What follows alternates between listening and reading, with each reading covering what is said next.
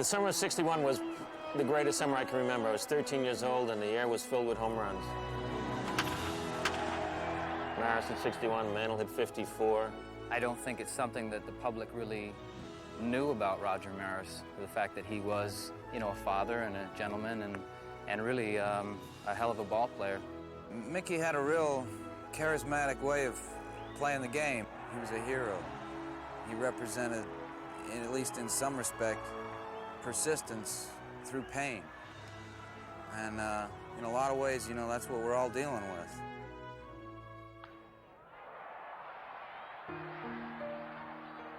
So I came down this runway, holding my dad's hand.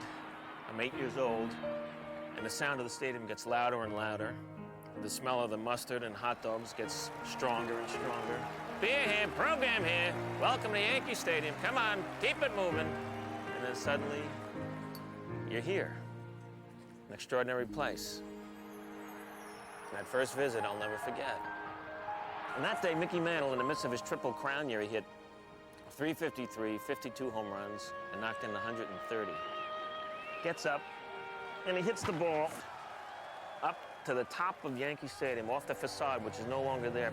To give you an idea how far it went. Oh, look at this guy in the upper deck here. Hey! Can you see that? That's a home run. It was the first one I ever saw. May 30th, 1956. And I've loved the Yankees, I've loved Mickey Mantle, and I've loved this place ever since.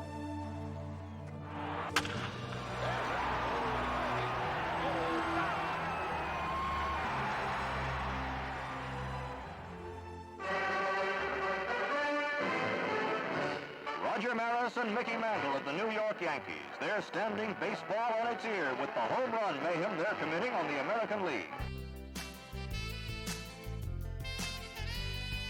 1961, it was, John Kenny was president. There was a lot of promise in there. We had a young guy. This was the summer that made Mickey Mantle the superstar of superstars and Roger Maris the most misunderstood ball player who's ever lived. Two of them on the same team, chasing Babe Ruth's record, playing in the same ballpark, the house that Ruth built. The drama of this story is incredible. Recreating the summer of '61, this stadium, that team, those two guys, was an extraordinary opportunity for me. Thomas Wolfe once said, "You can't go home again." That's not true. I did. Back to 1961.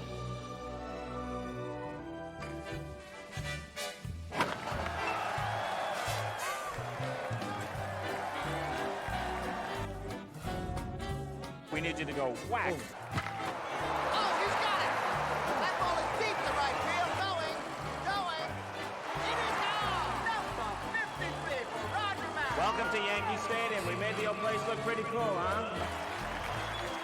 Don't worry, we're going to turn it back to Tiger Stadium, too, by next week. Anything modern you have to take off. Eyeglasses, hats, there's some modern sunglasses I can see right over there. There's a couple of men wearing earrings. You have to take them off. There you go. Now you're in 1961. Edge of your seat here. Edge of your seat here. Is this the moment? So we should have an energy. That's a home run. All right, it's going to work out great. This looks really terrific. Yeah, when you yeah, drift it's back. fun. Ready?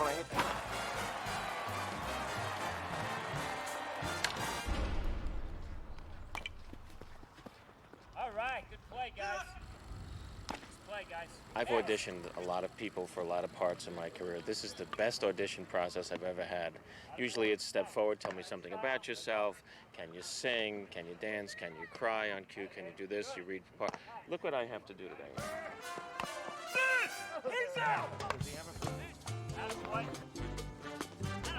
Good gun. Is he a pitcher?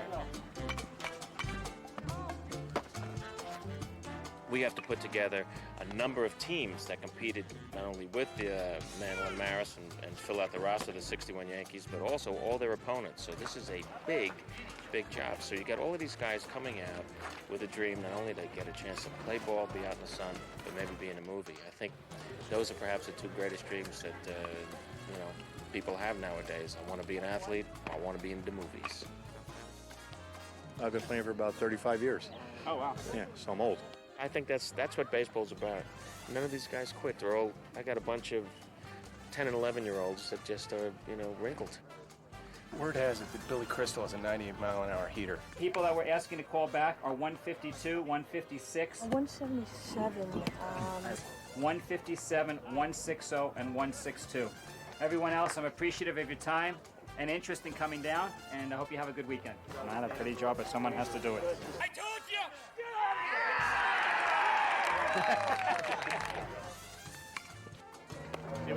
This is a catch in L.A. Yeah? Listen, let's have lunch. Now, I can't talk now. Now I'm in the middle of a catch. All right. Hello? I'm losing you. I gotta go. Goodbye.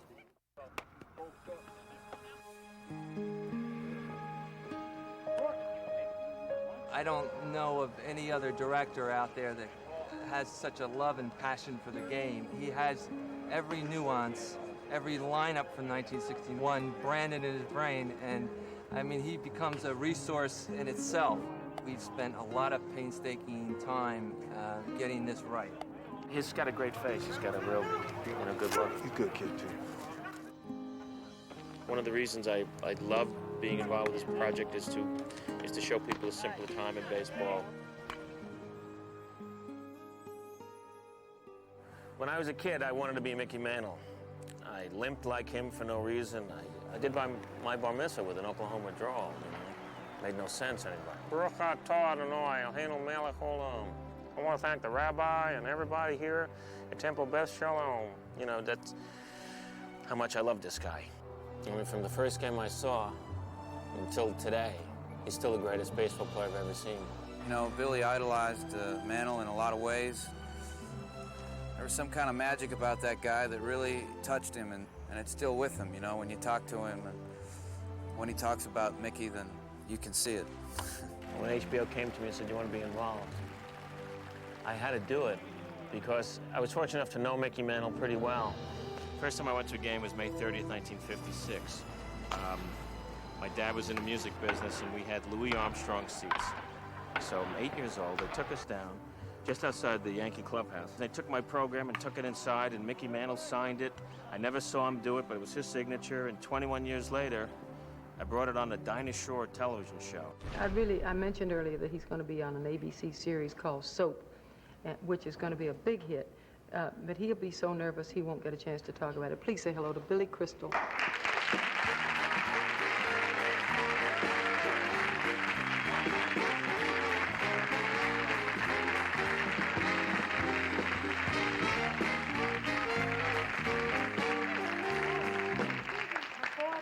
I need a Valium. I'm with, this This is Mickey Mantle.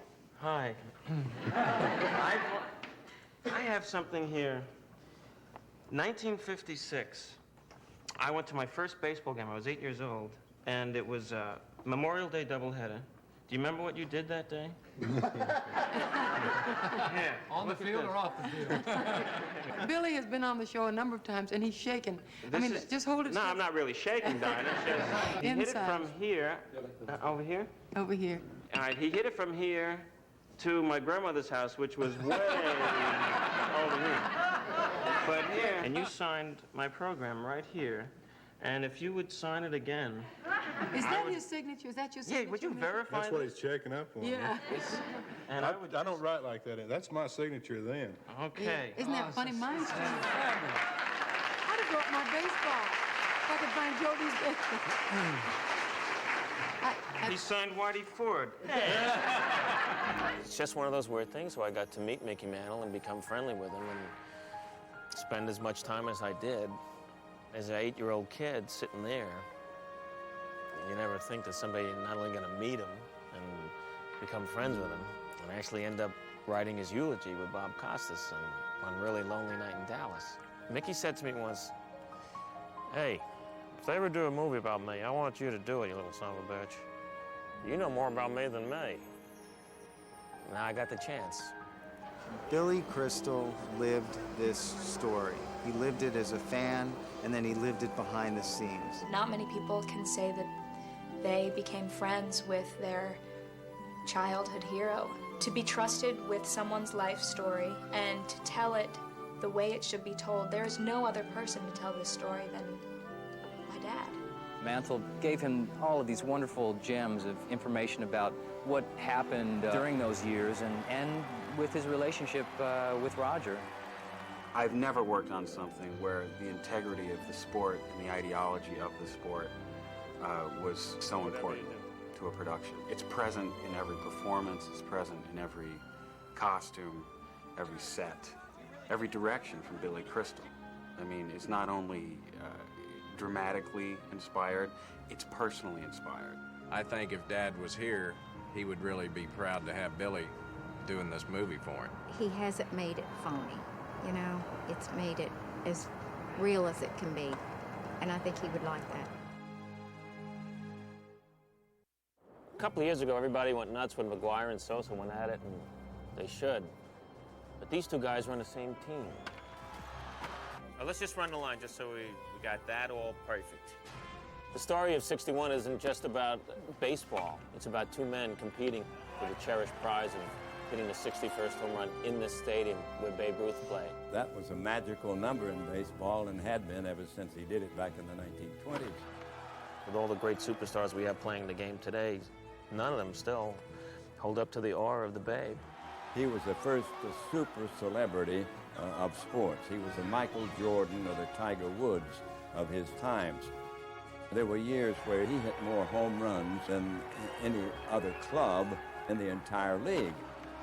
It was such a monumental, godlike record that it became precious, you know? It was the Mount Everest of baseball, and here were a couple of guys trying to climb the mountain. And we'll have all kinds of flash posts, and then we'll fall into sort of chaos. Hey, Roger, hey, Roger. How about that asterisk, Raj? What do you think about that? You know what? You should do the asterisk. Can you pronounce it? Raj, how about the asterisk, Raj? You think that's all right? This is a locker room of East LA College. We built the clubhouse of the 1961 Yankees to every detail. This is Mickey Mantle's locker up here, and all of Mickey's stuff. Well, the Hawaiian punch isn't right, but everything else.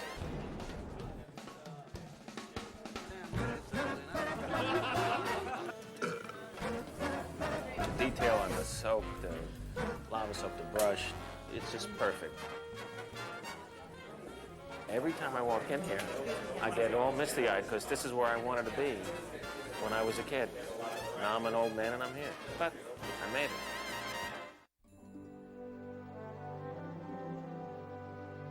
Roger Maris was a great player but had no flair, but he did everything great. He didn't have the charisma that Mantle had. He didn't have the movie star, aw shucks thing that Mickey had. Well, who does? How do you find Maris and Mantle? How do you find these guys? With Barry, I had seen Saving Private Ryan. The first time I saw him, the way the sun hit his face, I went, oh my God, it's Roger Maris. There's no one else who could be Roger Maris.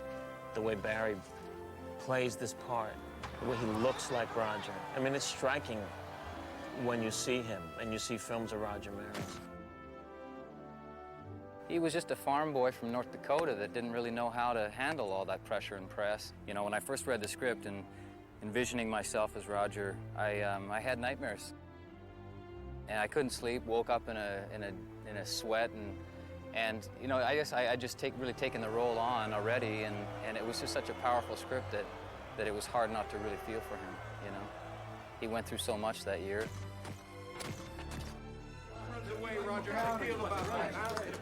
So 61 is about a lot of things. It's also about the nature of celebrity. It's why there are superstars and why there are stars. Why does a crowd stand up for somebody and just applaud for somebody else, even though they could be equally talented? What is that thing? Hey, Maris! You're nothing without Mantle! Nothing! As the season progressed and Maris looked like he was going to be the guys, they went back and forth with each other. The fans and the press decidedly wanted Mickey. Mickey was the town hero. Maris, in a sense, was the imposter coming up and trying to unseat him, perhaps. The truth was that Mantle and Maris were the best of friends, and the public, you know, in the mythic competitive sense, you know, wanted to create a kind of rivalry or a feud between these two you know, giants of the game. Nice doesn't sell. If Mantle and Roger got along great, so what do they type? They like each other a lot. It's cooler if they feud. As for the M&M boys, I'm told there's also a rift, even a feud growing between Are we them. feuding? Yeah, I guess so. It's on TV. And Fuck you, reliable then. sources say Fuck yours. that to a man, It was seen from several different angles. It was seen by, obviously, Ford Frick with an asterisk. We're chasing a ghost. We're playing in his house. This is the most respected record in all of sports, and I'm concerned that its integrity will be compromised by this new 162-game season. There should be separate records, one for each season, and we could put an asterisk in it, all right? What are you gonna do, Raj? I mean, Frick used to be the Babe's ghostwriter. They were really tight. I was in New York in '61. I was a young actor there, and I remember the fever going on, and I have to say, the incredible bias in favor of Mickey. Can you forget about the record and focus on winning the pennant? That's what I'm doing. They were making giants, and they could also rip giants down just like that. I guess they nearly drove him crazy in New York. Getting a little tired, Raj? They just wouldn't leave him alone. 80% of the fans are rooting for Mickey. And, you know, the pressure's got to get to you sooner or later. Look, Mickey's ahead 43-41. You haven't had a home run in a week. You're falling behind Ruth's pace. That's probably why he died, was because of the stress of those years and never really allowing himself to release it. And he smoked 3 packs a day. Well, so what do you do, man? You just get used to it? No, but you got to. He was a very decent, honest man who gave the press honest answers. It wasn't enough when they're fighting for sound bites, competition, fighting television. You had to get a good story. You know, and that's part of our story, too, is something that's, you know, very relevant today in what goes on, because the media has a lot of power. It can have a crushing effect on a human being. I don't think that he really had that ability within him to be free and eloquent in his speech when he was in front of the camera.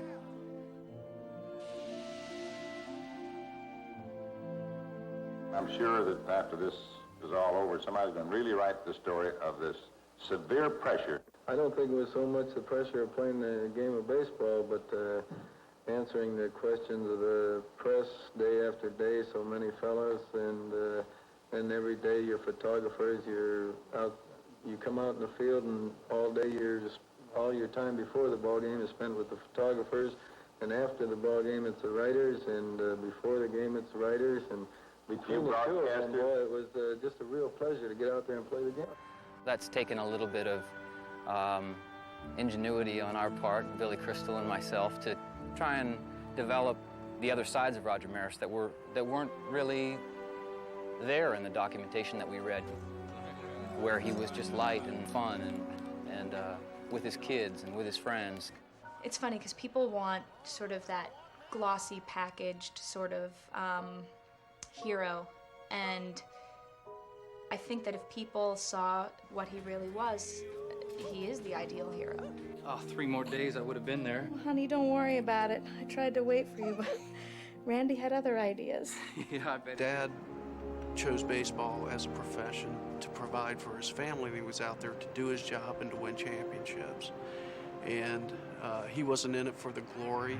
He wasn't in it to become a celebrity.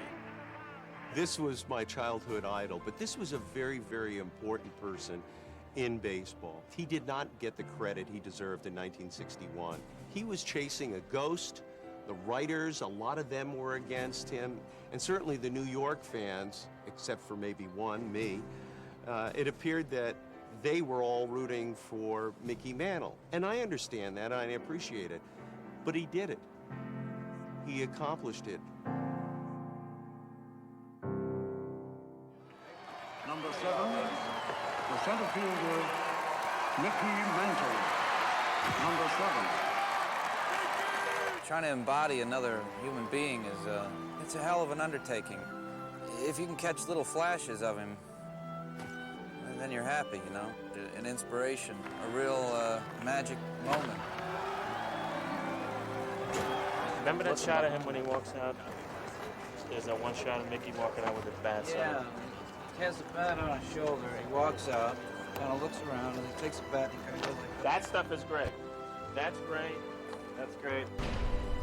Bat. You know what I mean? You're trying to avoid eye contact, I think.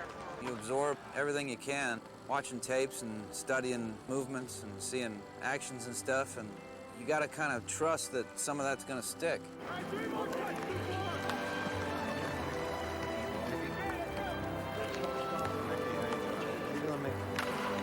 They're extraordinary talents. When they started to understand more about Roger and Mickey, the more film I could get them, tapes, the more stories I could tell Tom, the more he understood why he wanted to be Mickey Mantle. And then the son of a bitch tells me he plays baseball. I meant that affectionately. He never played a game in his life, never even held a ball. This is one of those things, you know, you lie in an audition a little bit. I knew I wanted him to play Mickey, but I also knew he had to play. So I take him out to see Reggie Smith, great Dodger player, among other teams, Red Sox, Cardinals, and he's a switch hitter, one of the great ones, hit over 300 home runs. And Tom said to him, "How do you hold the ball?" I said, "Oh, I am in trouble." Don't you say it.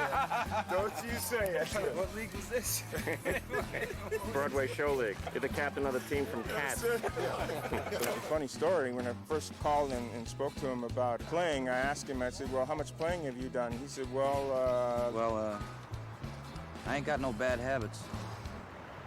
So I said, uh-oh. There. Now you see how your shoulders are starting to level out? Now just keep bringing it on through. One of the things that, you know, interesting for me is I don't even know how I swing the bat. I learned Mantle's swing, you know? I mean, I don't even have a swing.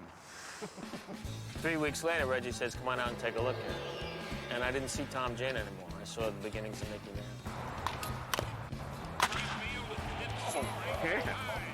God, Prince. Reggie, you're a genius.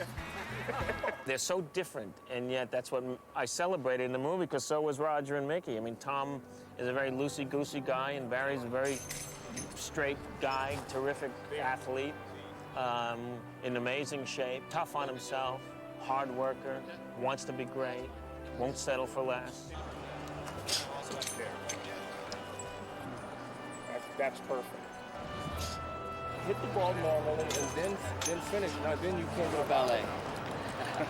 This fine game of baseball. And the two of them together had that very definable difference that Roger and Mickey had. And at that point, it was my job just to bring that out of them more. Can't figure this guy out. Struck me out twice with an off-speed jump. You got you thinking about it now. Yeah. That's why he's gonna throw your fastball away. You think?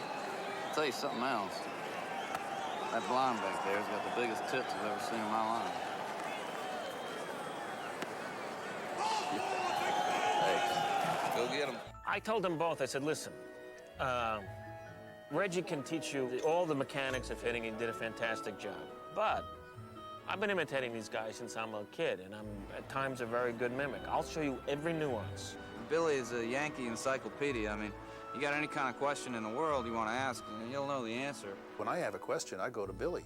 Well, you don't even have to go to Billy. You ask the question to whoever is designated to give you stats or whatever, and he can, no matter what he's doing, he hears it. He goes, and it's like the kid. "Oh, me, I know. Ask me, ask me." Yeah, a kid in the candy store, that's for sure. Here's the candy store. You know, you want to know who was pitching at such and such a game in 1961? Just ask Billy, and he'll know it. The guy knows. I could, you know, be Mantle like this and show Tom all the intricacies of how he'd get into the batter's box, and they know how long their spikes are, so they know how to smooth the dirt.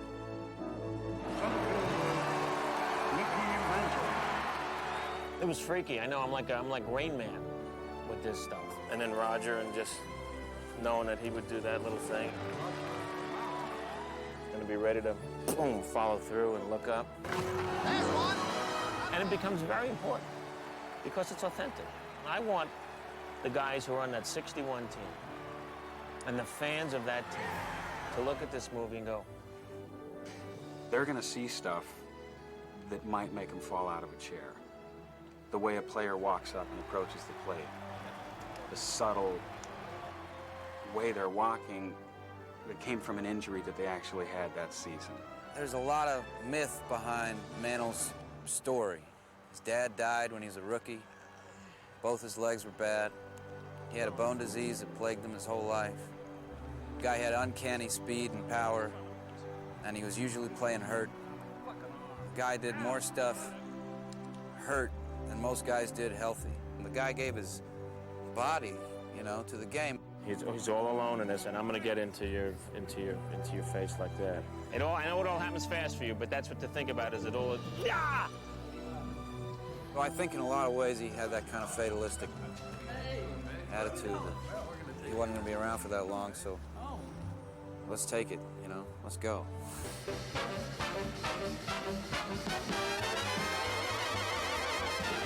To me, these guys were sort of the Rat Pack of the sports era, you know? I mean, this is another era where I think that, you know, social drinking was much more widely accepted, I think, and it was certainly glamorized to an extent. And these guys were bona fide, you know, New York Yankees. You know, they'd just like the Rat Pack, you know? They'd have the game or the show or the, you know, and then they'd go out and have fun, you know, and live it up. Mickey Mantle, I hung around with all the time when he was in town here.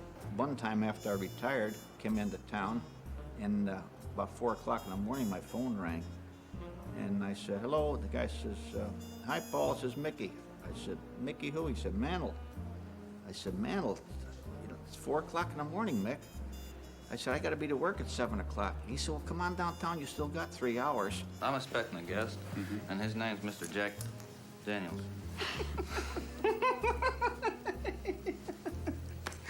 Here's a little something for yourself. It wouldn't be right for me to do a movie that was a total Valentine to Mickey, that would leave out the fact that he drank a lot. The Mantle family has cooperated totally from the beginning, and they encouraged us to show Mickey drinking, Mickey carousing. There are sides that you prefer nobody knows, you know, but I think Billy has told some of that, but he did it in a nice way. Because we all know it, he spoke about it. He was honest about it in his last years, talking about his mistakes that he made. It was just such an honorable thing that he, you know, kind of used his own life as an example for people, which was really an amazing thing that he was able to do late in his career and say, you know what, I wasn't the father I could be. I wasn't maybe even the athlete that I could have been. You know, people loved him even more. And maybe he didn't end up ultimately the way we want all of our heroes to be, but you know, he survived.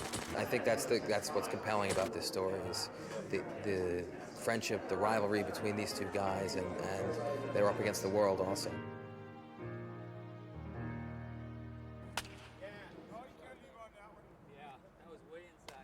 Welcome to 1961 here at Yankee Stadium.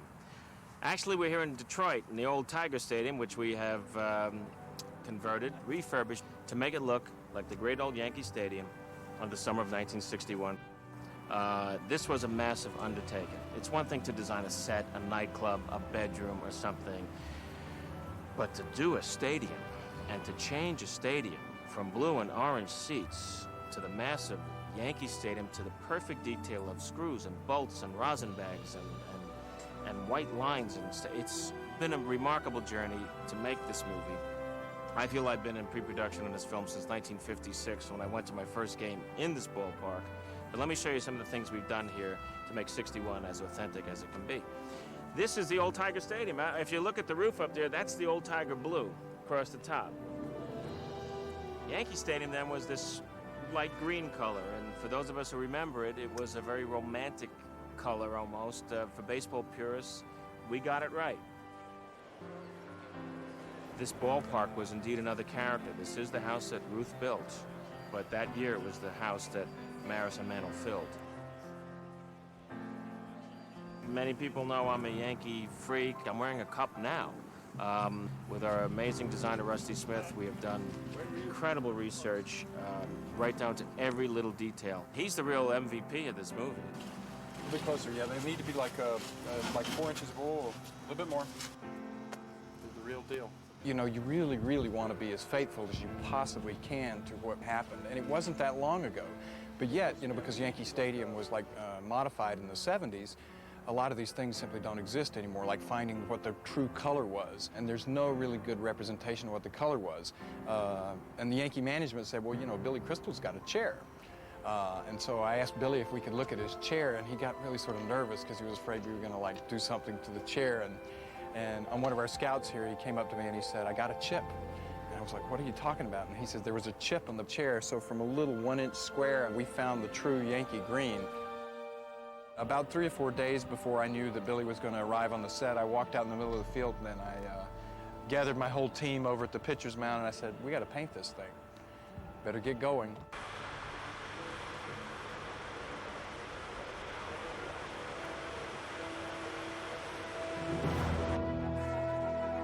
It took 3 weeks and 27 men to spray paint 49,000 seats and put covers on another 6,000 seats.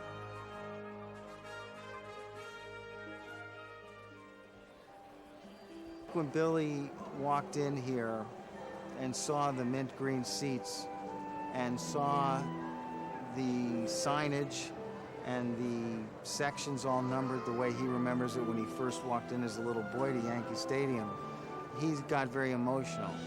You know, you can't live through it and then recreate it and not be touched by it. And so his boyhood comes rushing back into him. So many times I'd go to Yankee Stadium and see those uniforms in that cage in batting practice.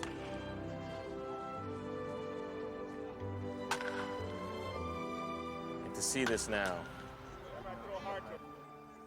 it's pretty great. Come on up here. These are the famous monuments, which were Lou Gehrig, Miller Huggins, and Babe Ruth, which I've said on another HBO show when it was a Game 3. I thought they were actually buried here when I was a kid and went to my first game, and because it looked like a cemetery. Yankee Stadium also has a third balcony, which we're going to be adding digitally. We're going to take this whole second tier, clone it, and bump it up so you have a 3-tier stadium, and put the filigree and a facade up and all the neat 1961 architectural elements. Other things we're going to be doing is going to be filling the stands with crowds. And we've had a pretty good turnout of extras, but it's certainly not enough to fill the whole stadium.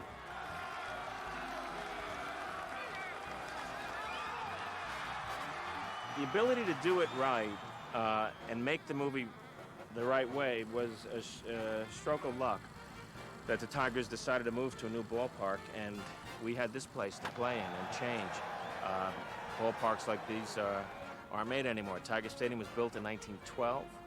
Ty Cobb played here, Ted Williams played here, Hank Greenberg played here. Everybody on the, everybody's number is right. At second base is number 1, Bobby Richardson, who was a personal hero of mine because he had these great little hands from South Carolina, and Tony Kubek's at short.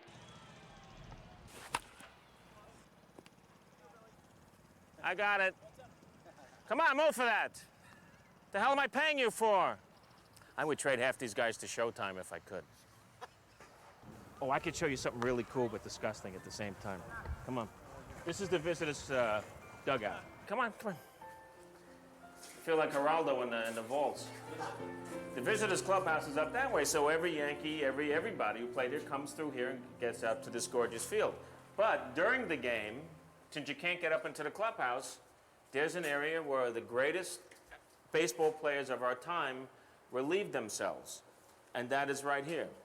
You name them: Reggie Jackson, Lou Gehrig, Babe Ruth, Ted Williams, Mickey, Roger, at some point peed in this thing. I just thought you might like to see that. You know what? Turn your back. Come on, out of here. All right. Take me out to the ball game. Take me out to... Come on, I'll show you the field. Mantle also struck out 1,700 times in his career, so what Tom's doing is totally accurate. Am I bothering you? Yeah, double down the line. Just missed that. That's the thing you find about Major League Park. You hit it as hard as you can, and they're 100 feet short of the wall. You go, I got all of that one. Not really.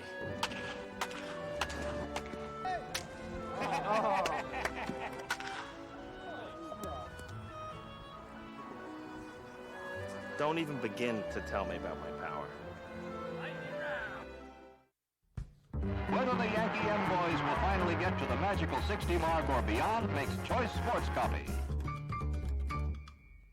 61 is awfully close to the 50s. It's a much more conservative time in 1961. And you know, conservative haircuts, conservative clothing. Programs! Get some programs here! That was the era when baseball was America's pastime, and it was the thing to do, to go down to the ball game, see a nice doubleheader.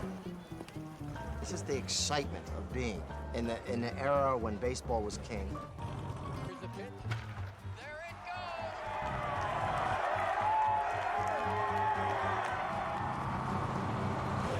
Shoot. Now it's New York. Nostalgia, I mean, we're all suckers for it. That's a home run. Just like at the ballpark, kids.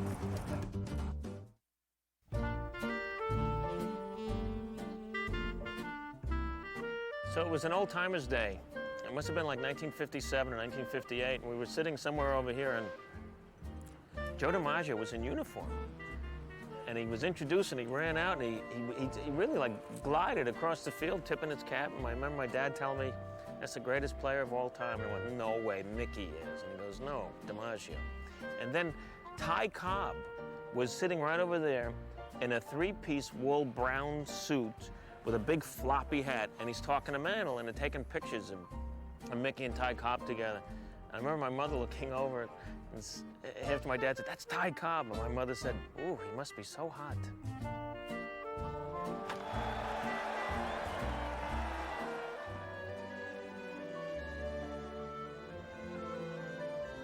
There's nothing like this game to me, and it's a game that, you know, my dad got me to love, and in many ways, I just think about him all the time that I'm shooting this movie. I never met my dad's father, and that is the most powerful part, that my dad was able to connect with his dad with something even though he's not here. Long fly ball, this is deep, look at it, can hurt you when it hits the ground. Scramble for it, don't get it yet, scramble for it. I know we're in Detroit. We want to get rid of all the Tiger caps, please. Thank you. Thank you. Also, sunburn. Yeah. Folks, I want to introduce you to our director for this picture, Billy Crystal.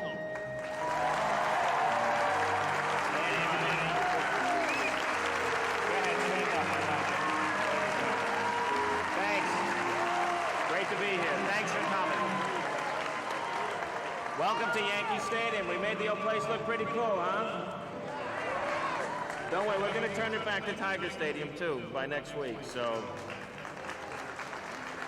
It's a thrill to be in this magnificent ballpark and to recreate a time that was very important to me and everybody who's been working so hard on the picture for the last couple of years, actually. And there was no place that could be Yankee Stadium but this great ballpark. So... This is such a, you know, adventure for him to really kind of manifest this project and make it happen. It's just a great thing to be a part of. These guys were legends. Whitey Ford was a crafty lefty. Michael Hall is a crafty righty. So that's why the number on his back is backwards. So, and Michael, turn around, and the NY is not on his heart, it's on his breast. Then, what we do, we put him on the mound, and then crafty, Haskell Wexler, Oscar winner, two-time Oscar winner, we then flip the film, and hence, Whitey is wearing 16, and this now is he's a lefty. And then he's a lefty. The magic of movies. Now you all know way too much. Pitcher throws, and then from the front we need to see him bunt. But from here, we need to see the ball roll.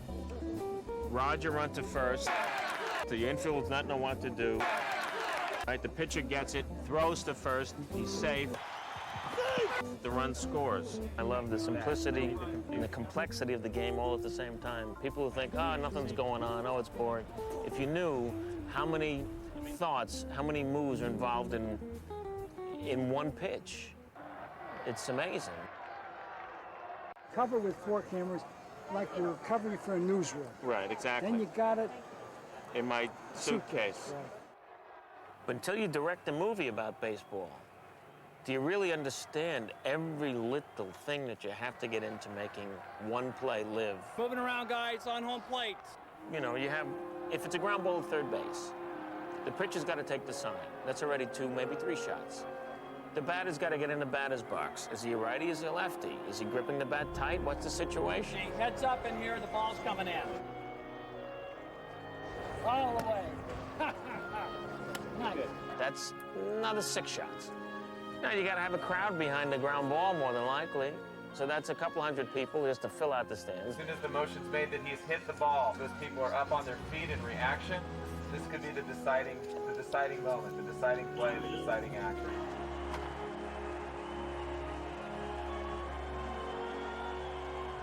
And then he has to throw the ball to first base, if that's where he's throwing the ball. Then you got to go, all right, I need people on that side.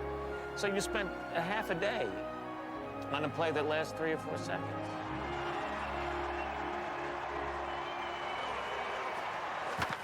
Well, there's a line drive to deep right center field. This could be in between them. Richardson will score. It's off the wall. Maris rounds first, digging for second. Kaline up with the ball. Here's the throw. Cut it.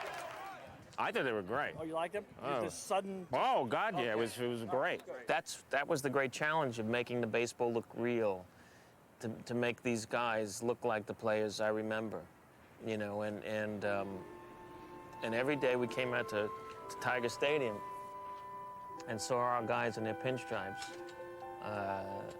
It was very moving to me. Billy and I will be watching those monitors as we film, and we'll tap each other and just look at each other, and he'll say to me, I know, and I'll go, I know. He would just come home like, you don't understand. These are the guys. The look of them in those baseball uniforms with that number 7 and number 9. There were days when I'd come out to Tiger Stadium and I'd see them talking to number 7 and number 9 in the morning sun. I'd just stare at him and just look at him and go, can you only imagine what Roger and Mickey would say if they were alive to walk in and see these 2 guys?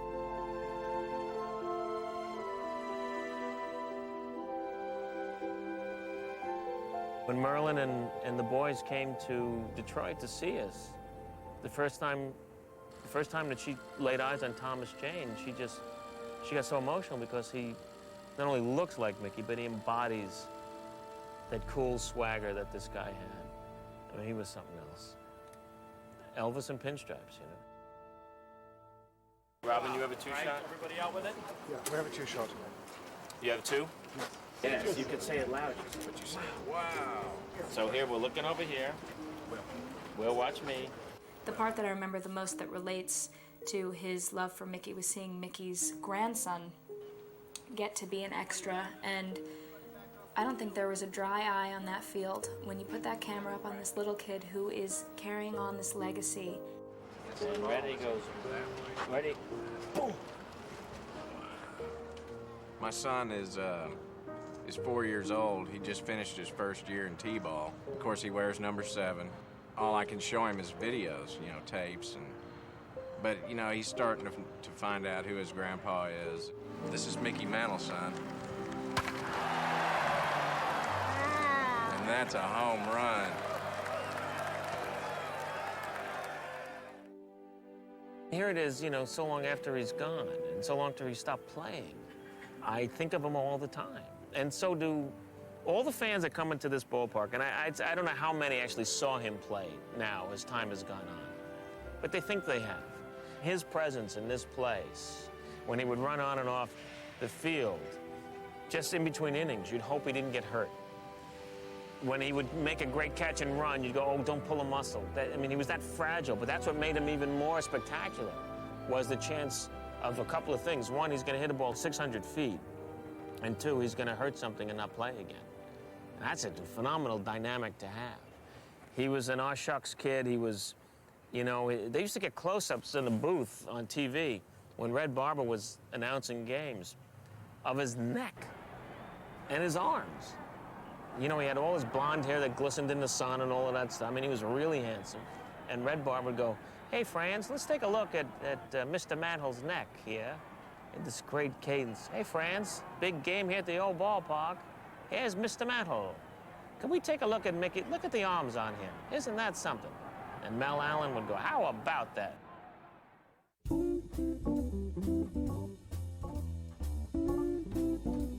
So I called Yogi Berra. I told him we're doing this movie. He says, you got the two guys? Because they was pretty good, you know. I said, yeah, I think you're gonna like these guys. Say hello to the real Yogi Berra, ladies and gentlemen, as a guest today on the set. Three-time MVP. So Yogi comes to Detroit, and he goes nuts when he sees Barry with the haircut and the 9 and the arms and the whole thing. It looks like Roger, doesn't it? Crew cut. He goes, whoa, boy. And then he looks out, he sees Mickey. He goes, yeesh, you got 2 kids. Pretty good. And I got the guy playing you. You met him? Yeah. 6'2", blonde, blue eyes? No, he's 6'2". Ready? That's what I asked for. They must have sent another guy.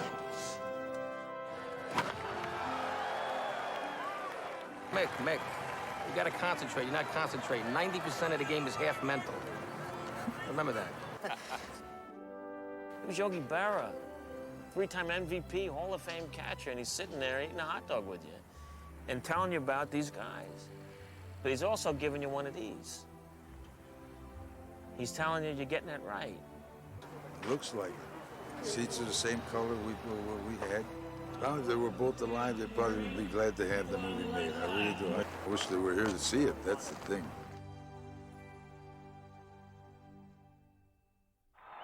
Roger Maris comes to the plate for the second time. They're getting busy in right field. So I'm standing on the mound. I'm Tracy Stallard. I'm a young right-hander for the Boston Red Sox. Up at bat is Roger Maris. He's got 60 home runs. It's the last day of the season. It's 0-0. Stallard throws a fastball. Phew! Maris swings. Bam! Fastball hit deep to right. This could be it. Way back there. Tracy Stallard has never been the same since. Maris hits his 61st.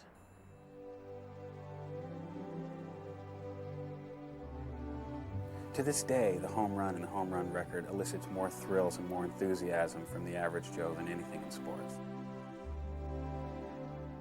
That crack, there's a visceral response to that sound.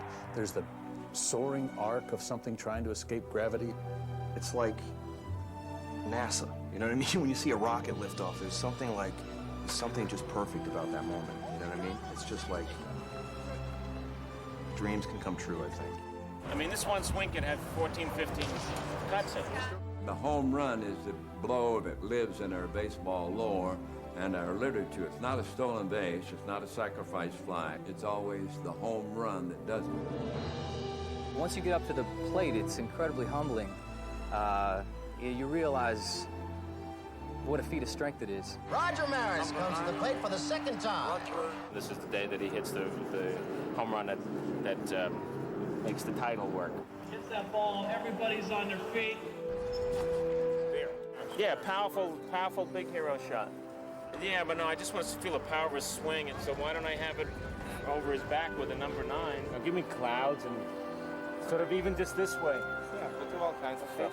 They look up, so he's like, ascending. What did I do? He's almost frozen, and he just watches it. We take it from some great still photographs and place everybody where they were at certain moments. After Roger hits his 61st home run, he steps on home plate. He's congratulated by the bat boy, Yogi Berra, and before he gets to the dugout, a fan jumps out onto the field.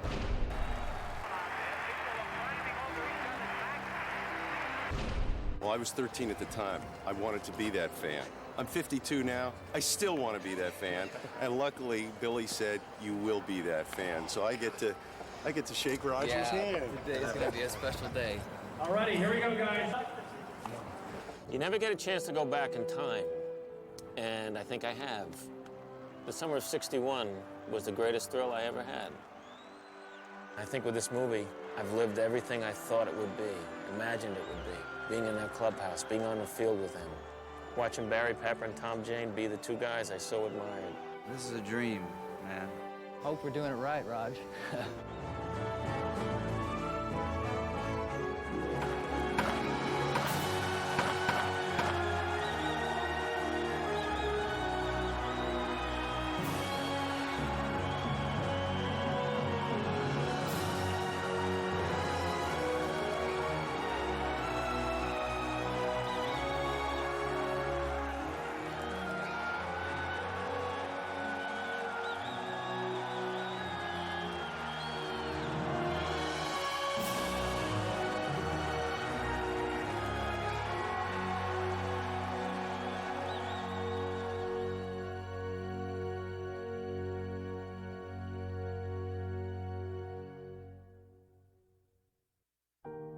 I don't know what it is about baseball that makes fathers teach their sons that game. 44 years after I see my first game, I'm still here. It's this place, this team, this game, that summer.